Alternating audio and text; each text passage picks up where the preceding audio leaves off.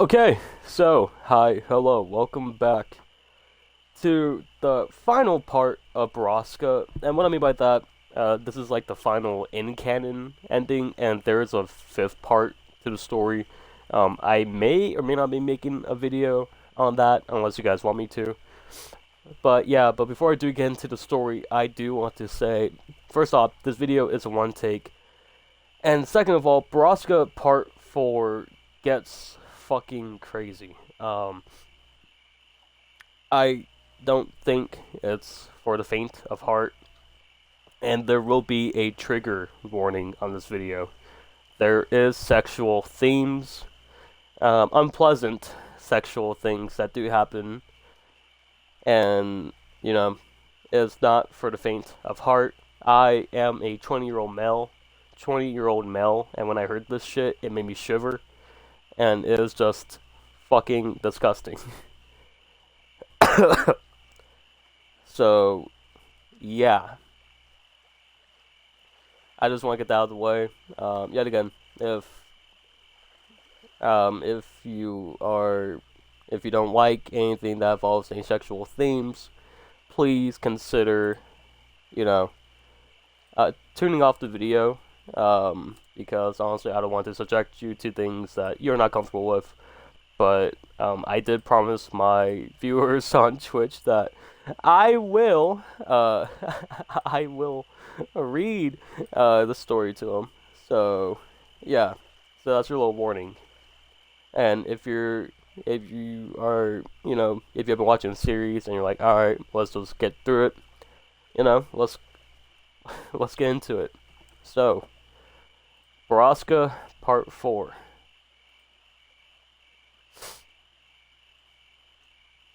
Okay, also, I might as well do a TLDR. If you guys haven't seen the last part, so in part 2, Kimber's mom passed away. And part 3 is pretty much like the whole funeral service for Kimber. And, just like, kind of like the aftermath of learning that, Mrs. Astaro took her own life.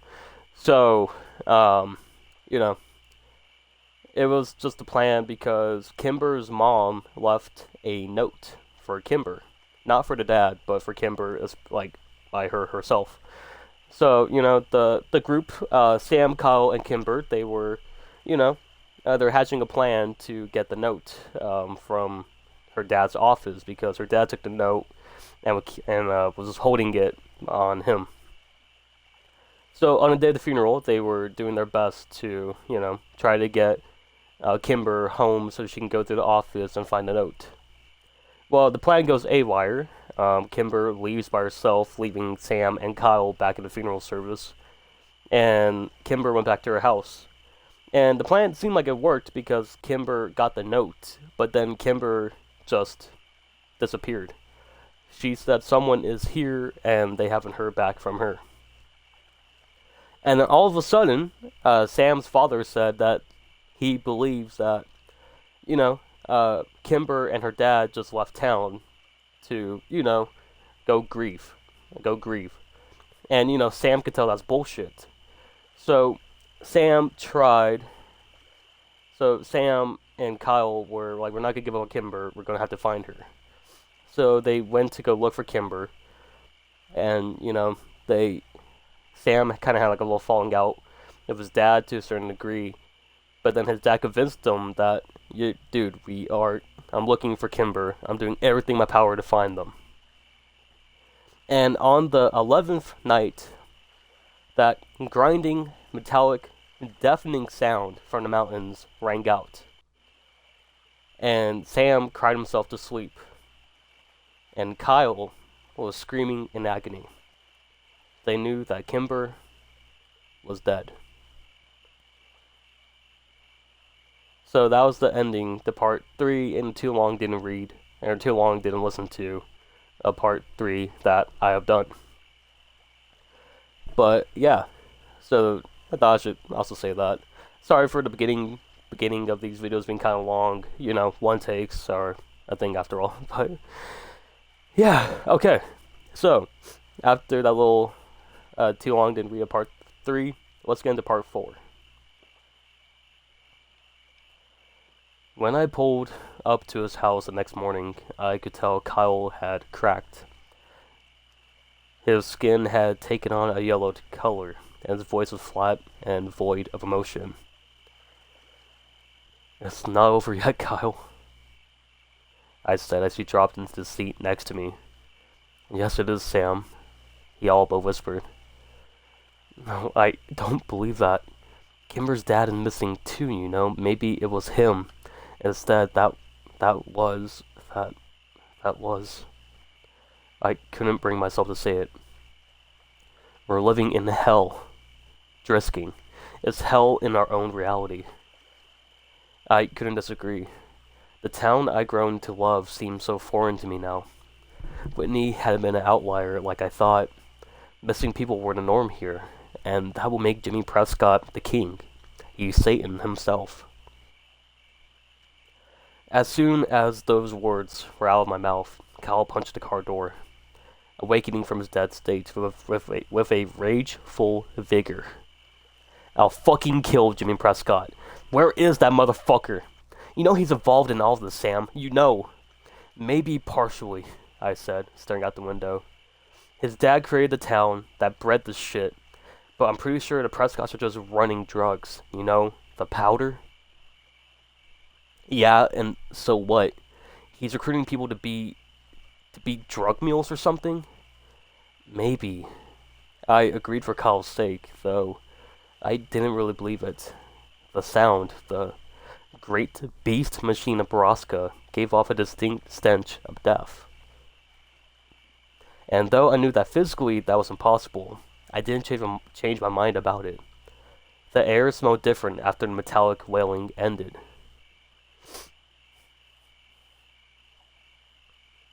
We drove over to 4th Street Gourmet Coffee and Bakery and went in to buy our usual provisions of Rockstars and Monsters. As I paid for the 4 packs of cans, I saw Mira waiting on coffee at the end of the bar. I could immediately tell that she was in a good mood, something that I hadn't seen much of since I started working for her. It was probably a good time to tell her I was calling out of work for my 5th day in a row. Hi. Hi, Mira," I muttered when I approached. I can't come in again today. I got some really important..." "Sam, oh my gosh, how are you?" Oh, okay," I stuttered. "Good," she said brightly. "Don't worry about coming in. I'll hold down the fort, and I'm sure I can tell Emmeline if I'm sure I can call in Emmeline if I need help. But really, Sam, what have you been up to lately that's so important?" My mind blanked. Just as I started to stutter out some bullshit about helping my dad, Cal appeared behind me. "We're trying to find Borrasca," he said, with the gravitas of a eulogy. "Ah, yes. Owen told me you asked him about that. You know, that's just a story, Sam. That legend has been around since I was a kid." "Yeah, well, we're looking for our missing friend Kimber. We think maybe she's there." I trolled off lamely. "Oh, really? I thought I heard that the Starros were staying with relatives in Maine over the summer. Oh, well, anyway, good luck, boys." "Thanks." Cal's voice was sour, and I knew his patience was thin. When we got back into the car, we both popped open a can of Rockstar and started chugging. I knew better than ask Kyle if he wanted to smoke, since I'm sure he hadn't lit a bowl since before Kimber disappeared. He finished the energy drink in under a minute and crumpled the can in his hand. "I don't like your boss," he said. "Mira? Why not?" "I don't know. She's just off." "Well, I mean, she's been going through some things. She was going through some things." I wasn't going to elaborate any further. Why were you asking her husband about Borrasca anyway?" "I don't know. I was just making small talk, and I thought he might know. He seemed to know about a lot of other things." "And did he know?" "Nah. I took a long gulp of the sour drink and then choked on it when I remembered something Owen had said. Well, actually, yeah, he said a Borrasca instead of just Borrasca. You know, it's like a thing instead of a place. Kyle lowered his rock star, and it is. It is it what? Is it a thing? I don't know. I never heard of it. I googled everything weird about this town, but nothing ever came up. Did you spell it right? I don't know. I shrugged. Do you know how to spell it? No. I pulled out my phone. No, fuck Google, Kyle said. We need to talk to Catherine Scallon. That's what Kimber will say. He was right. Catherine Scallon may be the most knowledgeable person in town. I was probably the right person to ask. I pulled out the 4th Street coffee and prayed that she was at her office already. When we parked in front of Driskin Arts and Antiques, I was disappointed to see that the store was dark. Cal pointed to a small, cheap, open sign hanging in the corner of the door, and I crossed my fingers that was for Catherine's office. I was relieved to find the door unlocked, and we hurried past all the antiquities and blown glass to the back of the store, where we found the open door and Catherine sitting at her desk. "Boys!" she stood up when she saw us. "You're out quite early for summer break. How did the essay do?" Great," I said. "Actually, we're here for more help." Personal interest," Cal added. Catherine raised her eyebrows. "Colored me impressed." I needed to get down to it. If by some small chance Kimber was still alive, then every second counted. "We're here because we want to know if Borrasca is a thing or a place." Catherine raised her eyebrow. "I remember that legend as a kid. I actually have to tell you, I didn't know if it wasn't for Wyatt. He knew so little about so much," she laughed. "A sort of jack of all trades. Anyway, he told me an interesting fact once about Borrasca. It's both." "What do you mean?" I leaned over her desk. "Well, the term Borrasca is just outdated lexicon. The word was used by miners to describe an underperforming mine." "A mine," I whispered.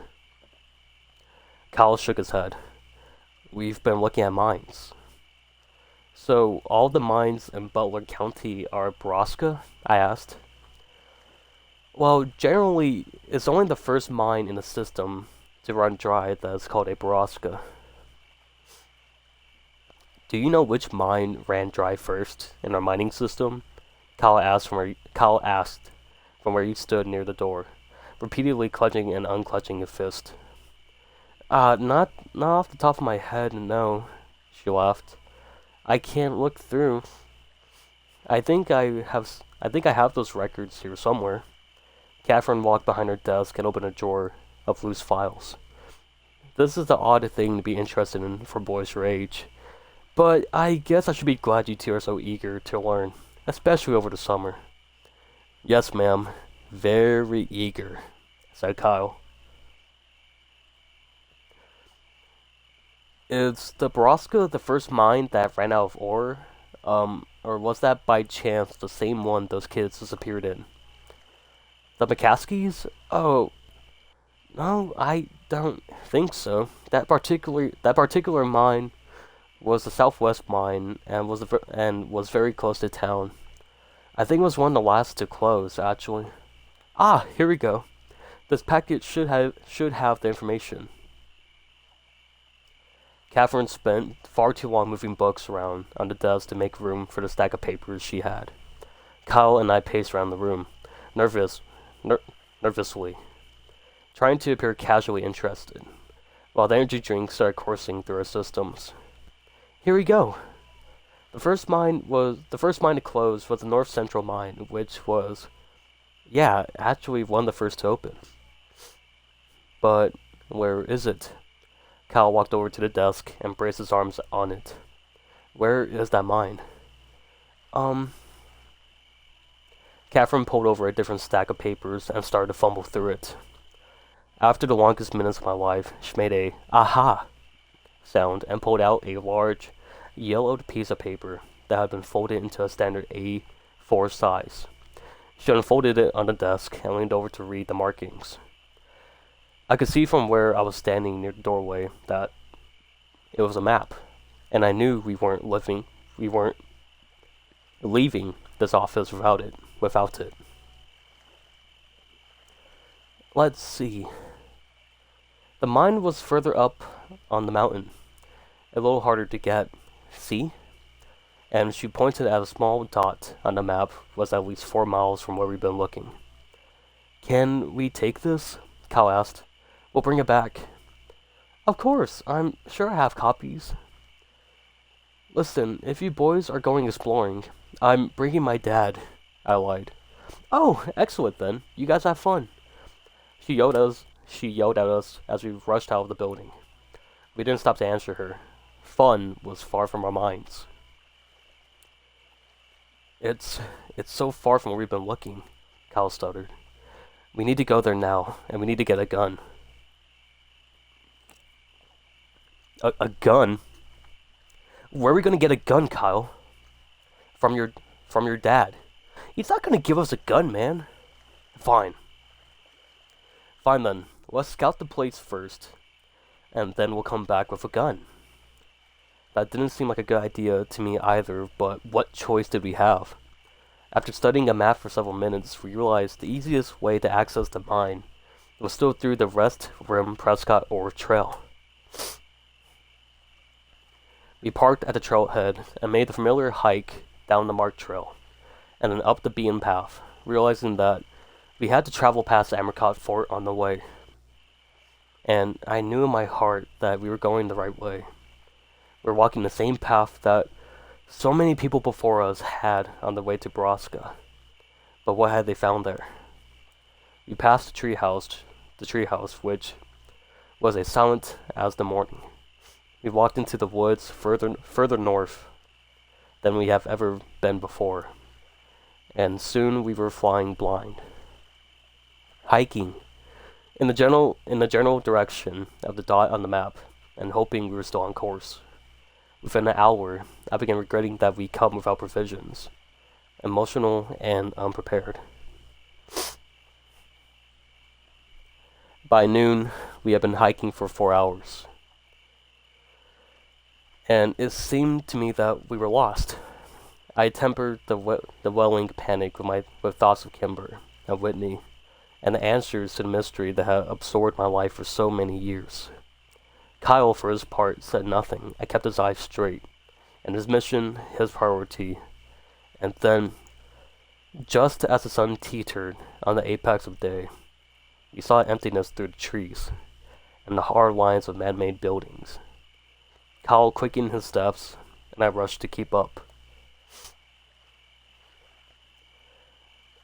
When we finally broke through the tree line, I choked on my own deep breath.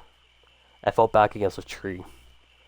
As I looked over the quiet encampment, a large, wooden signed post that was almost as long as the entire clearing was still standing near the entrance of the mine. It had been a century old, and though most of the letters had rotted off over the years, from the most remaining, I could guess that it had once said, Drisking Underground Mine. What was left of it, however, was Skin, N-D-M-I-N. Skinned men. That way, Kyle pointed to the north end of the camp. We stepped out from the shadows and into the vulnerability of the clearing. There were several large buildings still standing, and the boarded up entrance to the ore mine was set back in the mountain. We're not getting in there, I whispered. Let's try that building, he said, and pointed towards the one nearby, which was the largest and at least 2 stories tall. We counted to 3, and then ran across the map to the large wooden doors of the old building. They were cracked open, and when we squeezed inside, I had no doubts that death was indeed present in Borrasca. We were standing in what I guessed was a refinery, and in the middle of the room was a large, silver, conically shaped machine. A conveyor belt fed into it, and the room had a sour smell. Even the dirt beneath our feet seemed to have taken on a crimson tint. "This is the machine. This is where they take 'em," I said. "This is a place where people die. Kimber isn't here. Come on." I was only too happy to squeeze back out the door of the building and tiptoe around the side. We rounded a corner and almost ran into a recently waxed, shiny, green truck parked there. "This is Jimmy Prescott's truck," I breathed. "I know whose truck it is," Kyle growled.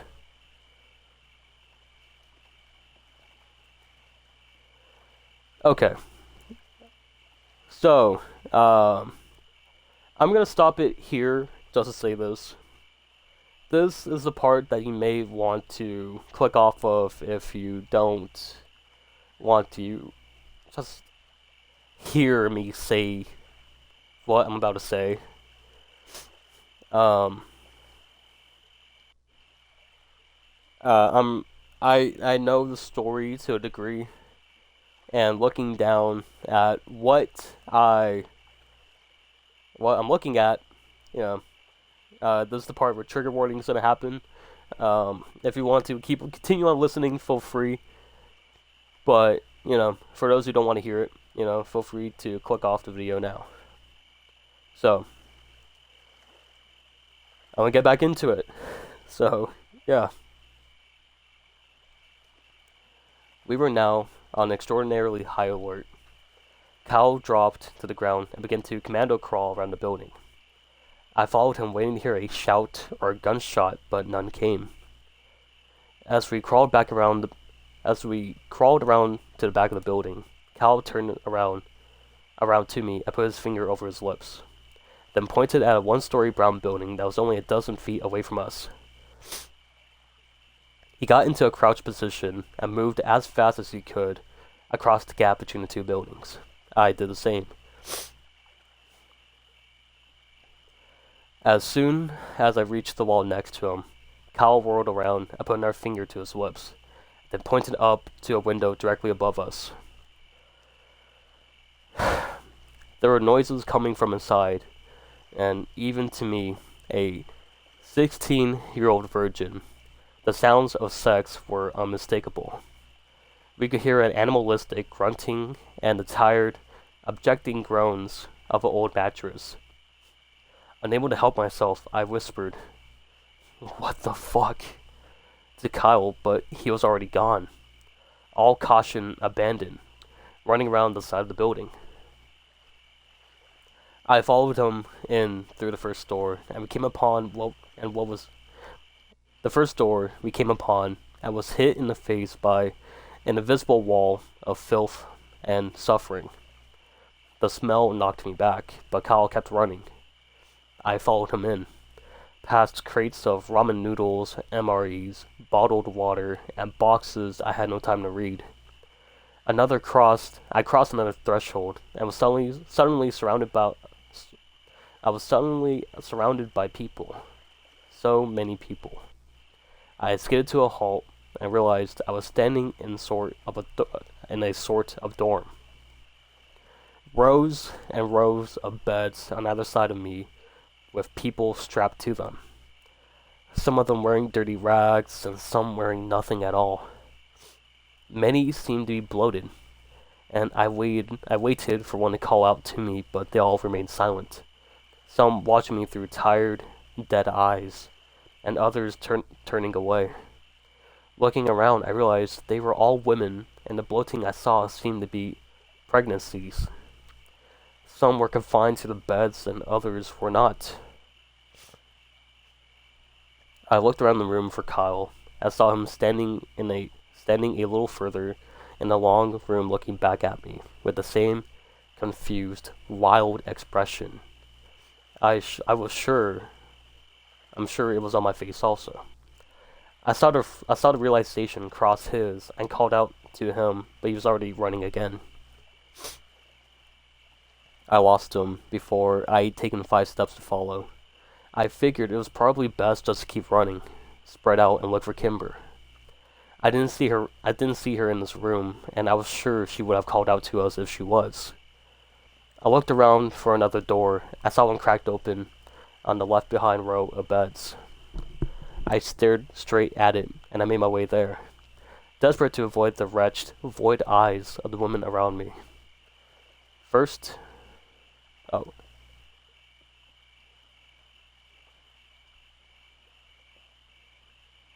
First we help Kimber, then we help the others.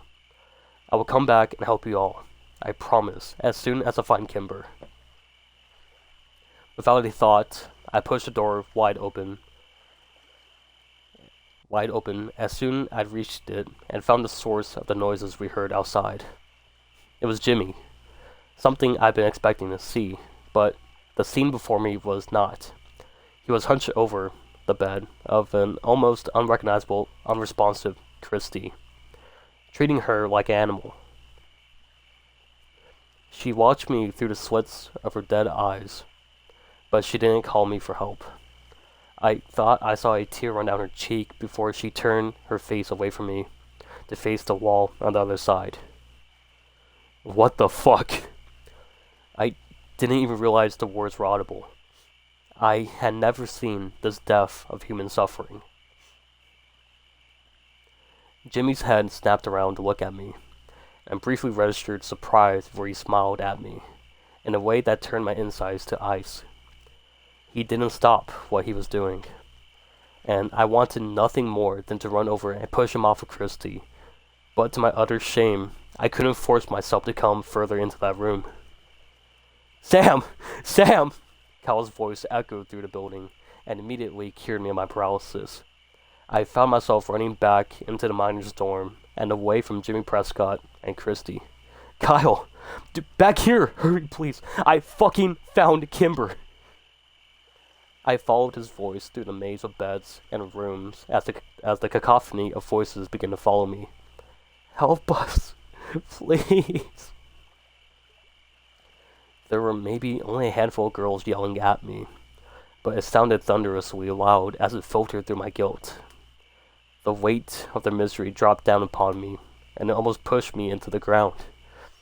I will! I'll get help! I'll help all of you! I promised them as I followed Kyle's voice, still screaming desperately from an adjacent room. I sprinted across the threshold and saw him, hunched down near a corner of the bed, helplessly yanking on a leather strap attached to it. I slammed into the bed and fell to my knees, trying to work out what he was doing and how I could help him. I tried not to look at the bed because I knew I couldn't see her like that. I couldn't bear it. If Kimber looked at me through the same accusing, empty eyes as Christie and as the others had, I might lay down on the ground beneath her and curl up into a ball. Go around the other side. Unbuckle the other 2 straps. Kyle had the high-pitched voice and wild, desperate eyes of madness. I ran around the other side and did as he said with shaking, awkward hands. Oh, boys! Jimmy's voice rang out from somewhere in the building. I had just freed Kimber's ankles and was working on her wrist. She whimpered when she heard him and buried her face into my shoulder. Do you think you're hiding? I know where you are. I know right where I put that girl.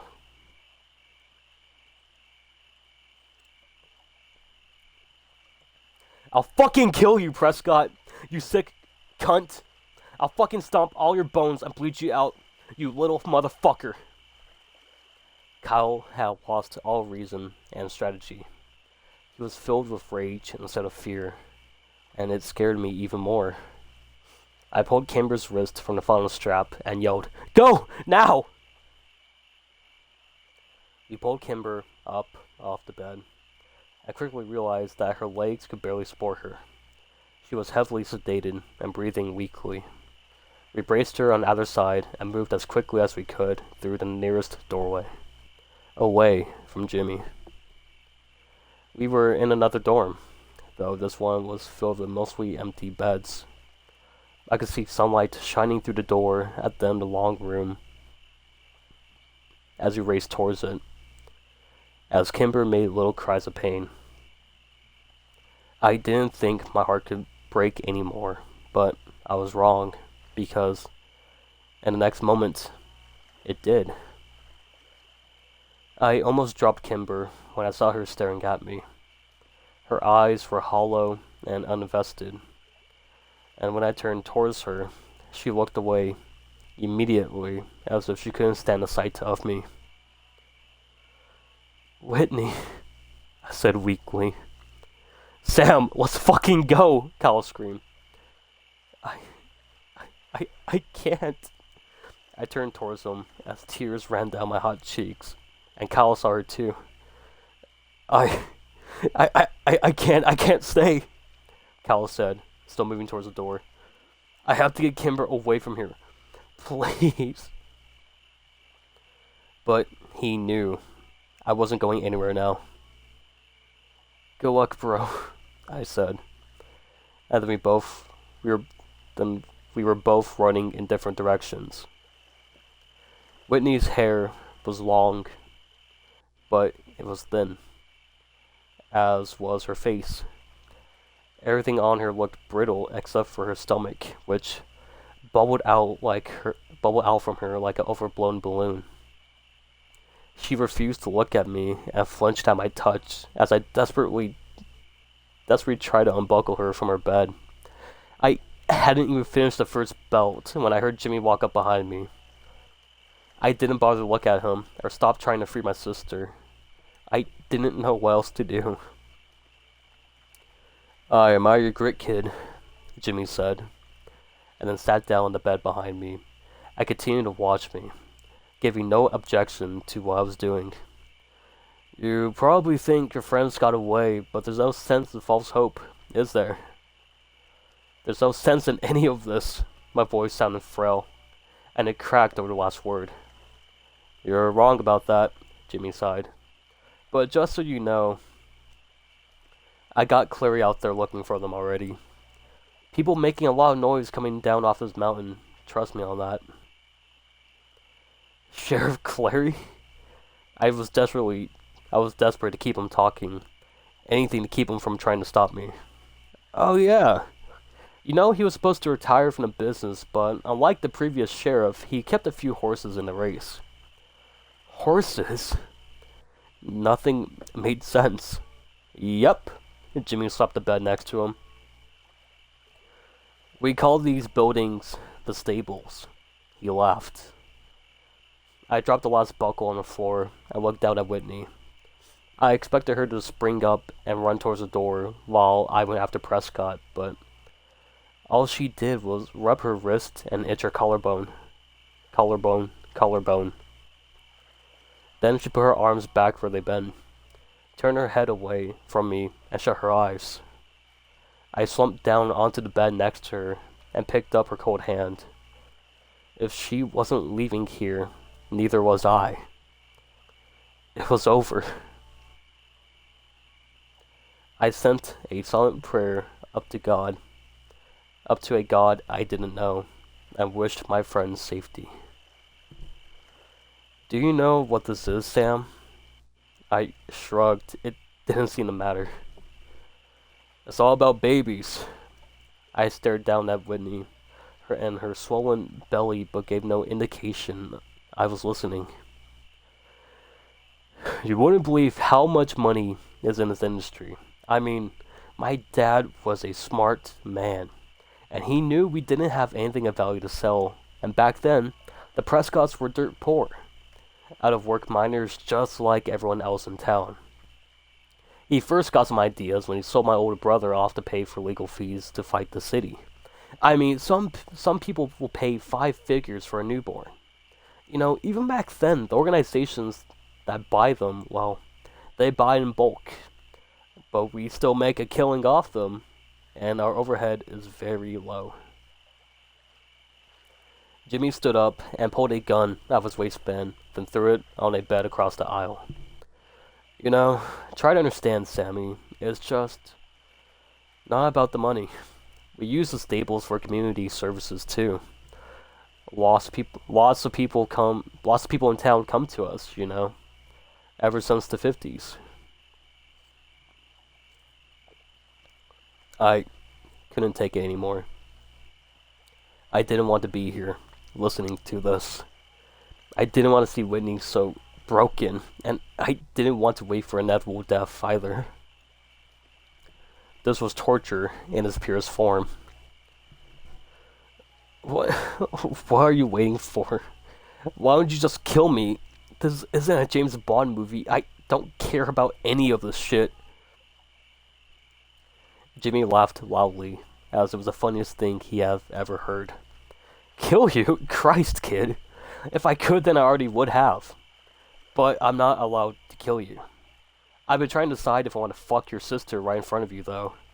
She's not one of mine, but it might be worth it just to see her face. Just kill me and let her go. Fuck, I'll kill myself if you let her go. I stood up from the bed, and Jimmy took 2 steps towards me and punched me so hard in the face that I fell back down on it. I moaned as I fought the tears and stars behind my eyes.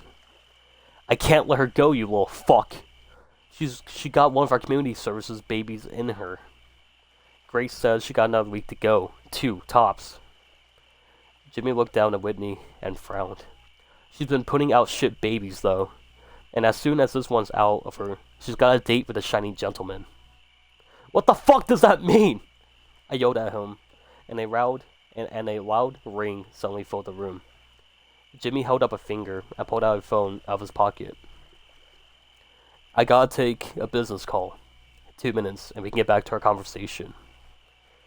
Jimmy walked over to a corner of the room, and I desperately started to pull on Whitney. We gotta go. We gotta go, Whit. We can't stay here.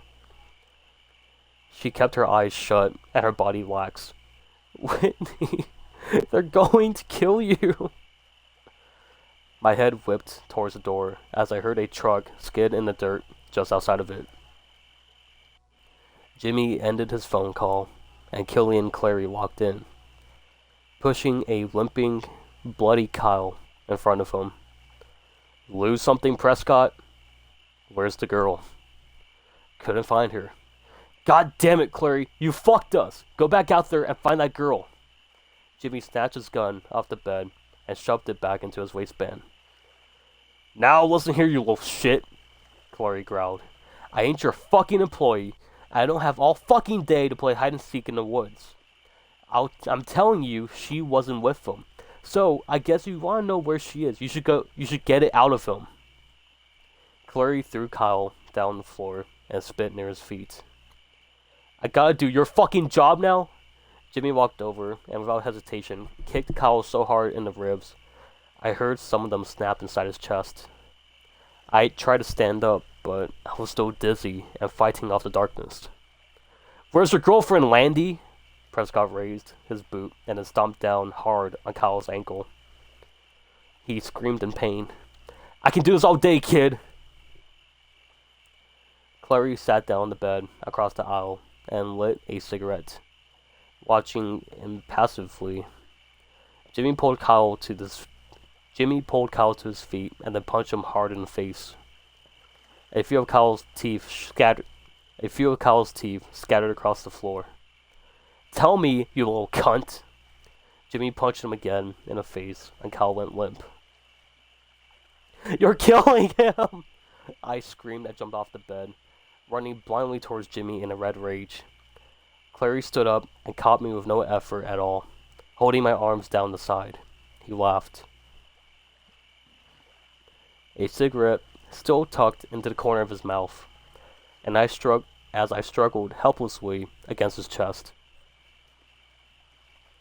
Jimmy had straddled Kyle by now, and was rapidly punching him in the face and chest. Kyle was barely conscious.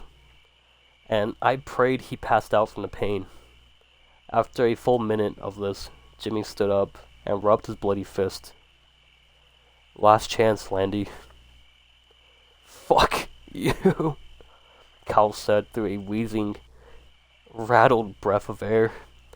Jimmy spit on him and raised his foot up as high as he could and brought it down on Kyle's face with so much force that I heard his skull crack and I heard his skull break. I sagged in Killian Clary's arms and he dropped me into a puddle at his feet. Jimmy bummed a cigarette off of Clary, then stood next to Whitney's bed, watching me cry. Jesus, what a mess. After a few minutes, Clary flicked his cigarette out and pulled out his phone. Alright, Sam, take your friend. I couldn't have heard him right. Fuck that! That little Landy shit ain't leaving here. You wanna clean this mess up, Prescott?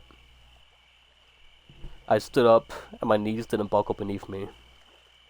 I'm not leaving without my sister, I told them. Jimmy laughed. Yes, you are, Clary said. If you want to save your friend's life, he ain't dead yet, Sam, but he will be soon. He tossed his keys at me. The road off this mountain is back by the refinery. I let the keys bounce off me and fall to the floor. Clary swore at me. I knew he was right. I was a coward, and I would leave my sister and all the others here, just so I can get away and save Kyle's life. I picked up the keys, and then, without looking at the two men, I picked up Kyle up by his shoulders and rolled his head I picked Kyle up by his shoulders, and his head rolled back as if no longer attached to his spine. His face was a collage of pulp and blood, and I struggled to stay calm and brief as I dragged him out of the building. Clary and Prescott watched me, taking drags off their cigarettes and saying nothing. I knew they were probably lying to me. Kyle would be dead by the time I got off this mountain, if he wasn't already. I opened the door to Clary's old Ford and placed Kyle in the front seat, wincing as his head rolled around like a ball on a string. It took me almost an hour to get down the mountain, even though I took the overgrown road at ridiculous speeds and did everything I could to destroy the shocks on the truck. I sped into the hospital's emergency zone. I found a medical team waiting inside the door. It was clear that they had gotten a call to expect me because they already had a crash cart with them, and an IV ready to push into Kyle's wrist. I left Claire's truck where it was and spent the next 2 hours in the waiting room, calling my dad over and over again, and crying over an Architectural Digest magazine. Calling my dad over and over again and crying over Architectural Digest magazine. No one came to take a statement from me or ask me any questions. Kyle's mom arrived just before my dad did and started screaming as soon as she saw me. My dad walked in behind her and had a deputy restrain her. He drove me home in silence, but I couldn't take it for long. Is anyone going to file a police report? Does anyone fucking care what happened? Sam. He didn't turn to look at me. I am doing my best to do damage control on the situation. But if Kyle dies or his parents sue, there's nothing I can do to keep you out of court. You think I did this? I screamed at him. We're not going to tell your mother, alright? She has enough to worry about. Dad, Kimber, it was fucking Prescott and Sheriff Clary. Yes, you arrived at the hospital in Killian's truck. You already talked to them both. I was so frustrated and full of rage. My next words came out a jumbled, stuttering mess and ended in a helpless scream. We pulled into our driveway and my dad turned off the car and finally turned to look at me as I struggled to catch my breath. Samuel, we will never speak of this again. Do you understand? Are you fucking kidding me, Dad? Kyle might fucking die. I saw Kimber. Enough! If you want this to go away, you'll keep your mouth shut about it. Make no statements to anyone, and I'll hire the best lawyer I can afford to clean up your mess. I don't know why you beat your best friend almost to death, and frankly, I don't want to. Fuck you! I screamed at him, and I threw open the door to the cruiser. I ran then, away from him, the house, and my broken life. He didn't come after me. Not the day or any other, or not that day or any other. Since everyone in town thought I was a violent thug, no one would let me stay with them when I called around. I eventually went to a motel far outside of town, and drained the last of my savings from work paying for the room. I went back to pick up my car from Control Head, but it was gone, and I hoped it was Kimber who had it and not a tow yard. I read the paper every morning for some mention of Kyle's condition. I saw Daly's birth announcement about 10 days later. They just had a son, and that they named William. The whirling, twirling, shiny gentleman lit up the valley with its stench and the song of death that night. It was the last time I ever heard of it.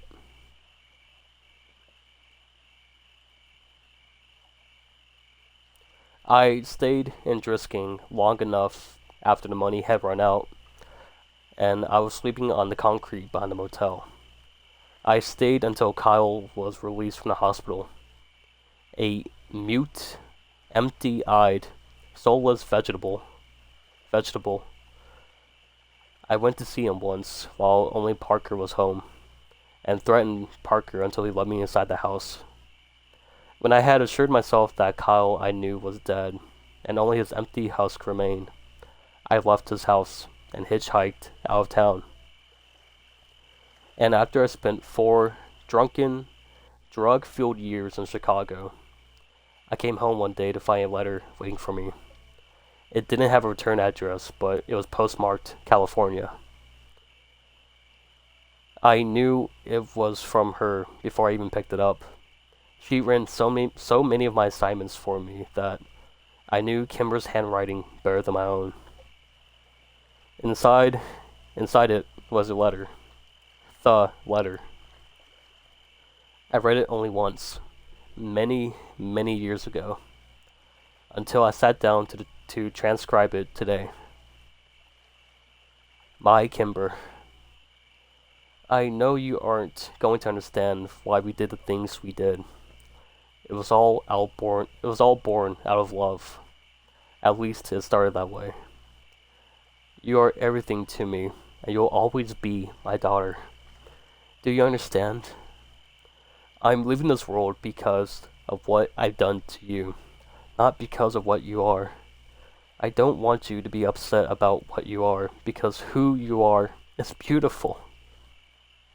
My dearest, this town has done horrible things, and all of us who live here are guilty.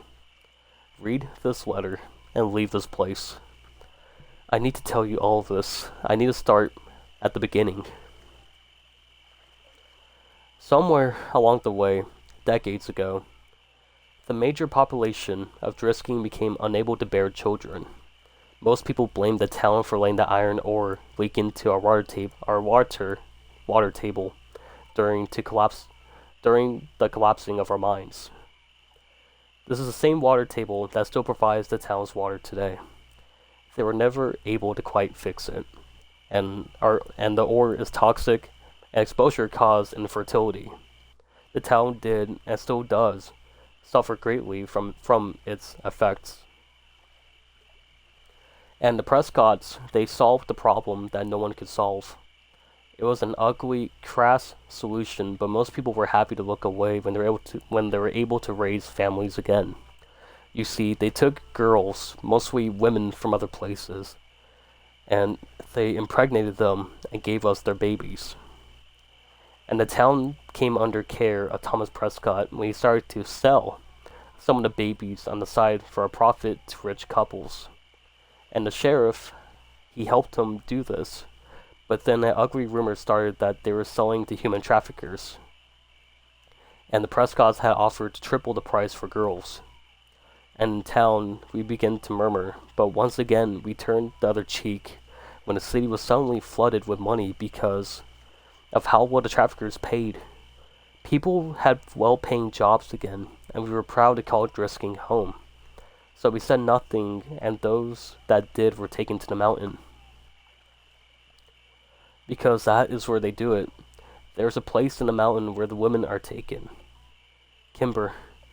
Drifters, runaways, and if their parents choose it, sometimes the girls in town are even sold back. They arrange to sell the girls, and they meet them at the tree halfway between our town, and their baby mill. Sometimes kids play there now. I think you play there. The Prescotts and the sheriff are the ones who pregnate the girls, and the children are named after them. P is for children for the Prescotts, and K are children for the sheriff. And then when the women become too sick or too old to deliver profitable babies, they are sent through a giant machine that was used to refine ore, and their bodies are crushed and the blood and skin stripped away, and what remains of them are their stolen children and the dust of their bones. And that's all left of their bodies. And all that's left of their bodies is the powder that they've spread over the mountain to hide our crimes. I'm telling you this, Kimber, because you are one of those children. Most of your friends are one of those children. Please get out of Drisking before your father finds his letter. Run away and never come back, and never speak of it to anyone. Their industry has deep roots now, and traffickers have lofty connections. Don't tell anyone. Don't keep this letter. Don't look back. I love you. I'm sorry I have to leave you. We all have to answer for our sins, and I'm ready to burn in hell for mine. Love always and forever. Mom.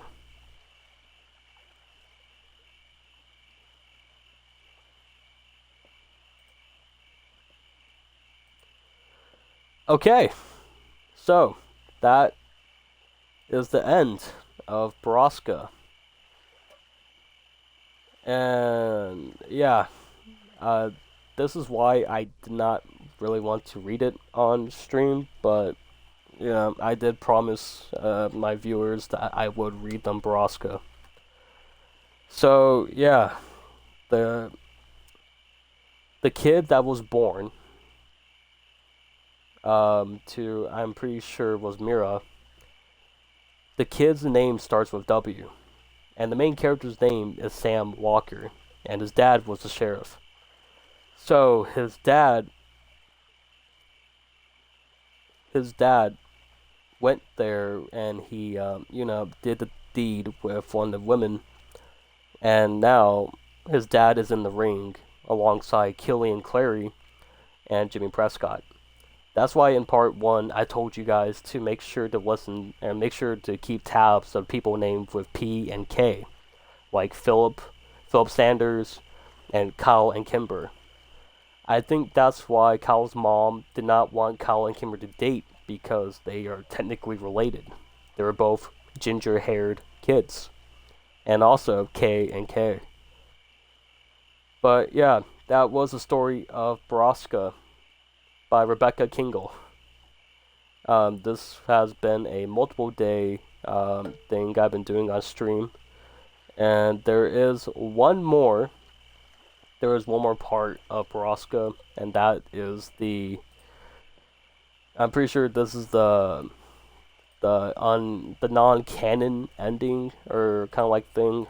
I may add this along in this video. Give me a second. But yeah, this is just I don't know.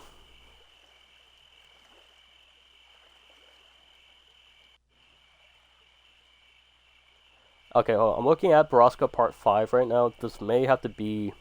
Okay, it's like a multiple chapter thing.